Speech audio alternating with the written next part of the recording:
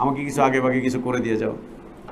আমাদের দেশের সব মহিলাদের আকীদা, ইতিকাদ, ঈমান, বিশ্বাস হচ্ছে ও বেঁচে থাকবে, ওর জামাই আগে মরে যাবে। তুমি বললে আমার কি হবে? এই পোলাপান নিয়ে আমি কই যাবো? কও দেখি, তুমি মরে গেলে গা, আমগুলিকে কিছু একটা করে রেখে গেলাম না, কিছু একটা দেওয়া যাবে।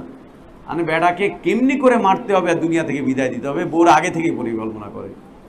মাশাআল্লাহ, আমাদের বউরা আবার না, আলহামদুলিল্লাহ। খায়ের। মানে অধিকাংশ মহিলাদের এই একটা বিশ্বাস, এই একটা বক্তব্য, তুমি না থাকলে আমাদের কি হবে? একটু চিন্তা করে দেখছো? তুমি যে এইভাবে করে সবকিছু করছো, তোমার মাকে, ভাইকে, বোনকে সব যে দিয়ে দিচ্ছ, আমার এই বাল বাচ্চাগুলোর কি হবে? তুমি মরে গেলে আমার কি হবে? আমার বাচ্চাদের কি হবে? আমি এই বাচ্চাগুলোকে নিয়ে আমি কই যাবো? সব যে তোমার মায়ের পিছনে, তোমার ভাইয়ের পিছনে, তোমার বোনের পিছনে, ওর পিছনে সব কিছু খরচ করো, আমাদের কি হবে? আমাদের জন্য কিছু করে রাখছো?